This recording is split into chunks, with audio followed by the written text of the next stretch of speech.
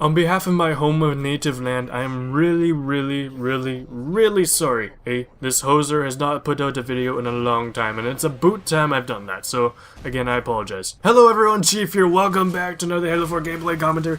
It's your favorite native Canadian gamer, at least I hope so. I don't know who else has that title, but without further ado, welcome back. When you guys are watching some Ricochet on the map Pitfall, hey, at least it's not on Haven. I'm pretty sure many people are sick of playing Ricochet on Haven, and for those who don't know, Ricochet is now free to the public. Go hop in that playlist. It's been like that for a while now. It seems like everyone votes for Haven, though. I've yet to play it on any other map other than Pitfall and Haven. I would love to try it out on Adrift and Skyline and Monolith and Solus, but it just never, ever appears. It's just everyone votes for Haven. Yet again, Skyline and Monolith just don't show up to begin with because not too many people have that DLC. It rarely shows up in regular multiplayer playlists, so, you know, expecting it to appear in Ricochet just doesn't happen that often. It's real rare, real treat. I would love to see it, and I would vote for it in a heartbeat just to try something different. So, hopefully you guys enjoy the gameplay. It's about 12 minutes long, but I edited it down, took out all the boring parts, blah, blah, blah, yada, yada, yada. You get the dealio.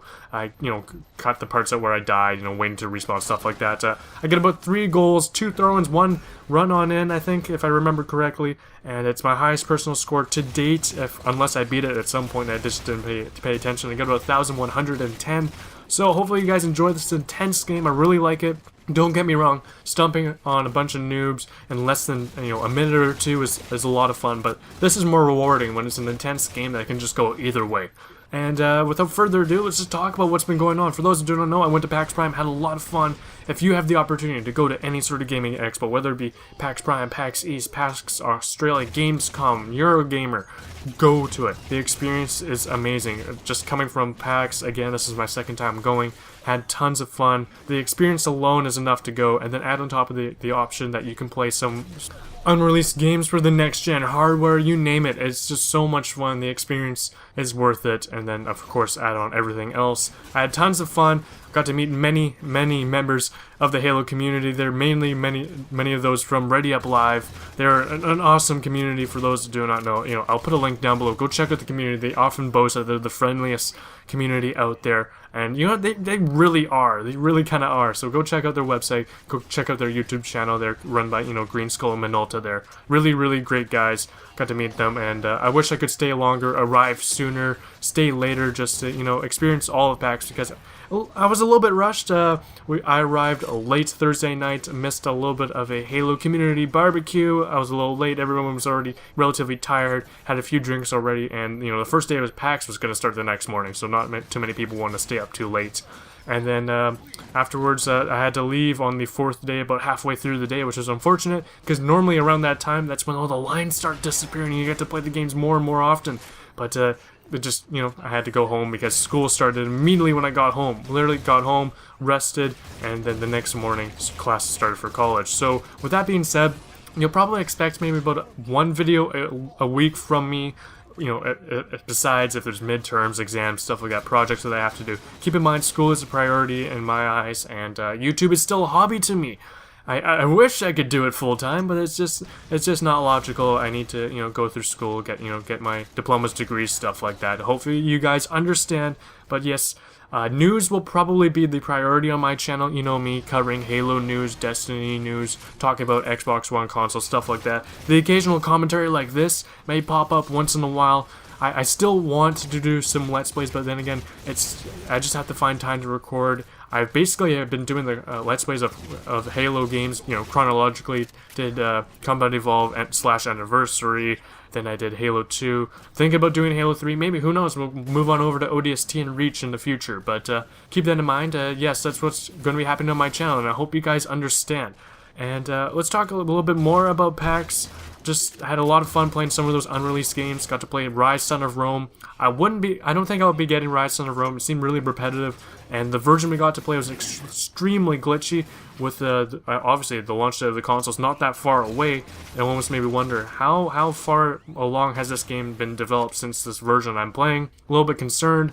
It got very repetitive, very kind of horde mode style, combo fighter type game. Lots of co-op glitches where what you'd see on your screen wasn't necessarily happening on your teammate's screen. So it was like, oh, that's confusing. You think next-gen hardware would deal with that. and so I don't think I'll be getting that. It just seemed rather glitchy. Unfortunately, Battlefield 4 was the same for me, but granted, the version we were playing was most likely the one still from E3, because when you died, a little graphic popped up saying, you were playing Battlefield 4 at E3, and I was like, no, I'm at PAX Prime. E3 was back in June. How long and how many hours has this console, this game been played? And has it been traveling around the world to all these different gaming conventions? And it probably has.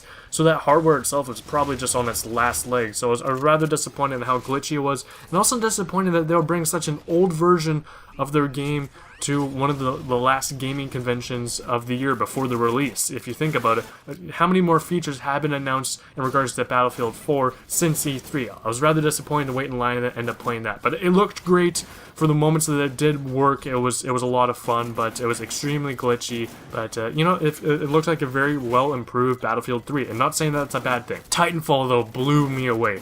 At first, I was kind of skeptical about Titanfall. I've always never really liked any sort of mech-style games. They all seem kind of, you know, gimmicky and stuff like that. But Titanfall was really entertaining. It felt like Battlefield gunplay mixed with obviously parkour and mechs. No way do I see this as being a Call of Duty killer, as many people are calling it. The only game out there that I think that could kill Call of Duty would be Call of Duty itself. You know, just running the course dry, people getting tired of it. That's the only thing I could see happening. Titanfall, though, really entertaining. The mechs are no way overpowered. There was times that I'd be like, you know what, maybe I shouldn't be in a mech. I'd prefer being on person. Sometimes it's just easier to be on foot, you know, double jumping, doing all the parkour. Every class has its own anti-Titan weapon, so you can definitely hold your own against Titans. You'd have to obviously band together with a bunch of other guys to use your anti-Titan weapons to actually take the sucker down, but you can jump on it, shoot the like wires and stuff like that, take it down, use all these powers. It was so much fun. And you know what my favorite part was probably just hitting the ejector button out of the Titan and then, you know, flying skyward, using that momentum to see the map below you and strategically plan your landing to land behind a bunch of enemies spawning. So much fun. I definitely see this game as, you know, I'm definitely going to be getting this game. It's going to be a lot of fun. And yeah, on top of that, I also got to play Local Cycle and Xbox One Arcade. That's going to be on launch day. That was just a lot of fun. Definitely went in line and played that a few times just to get more hands-on experience with the Xbox One controller.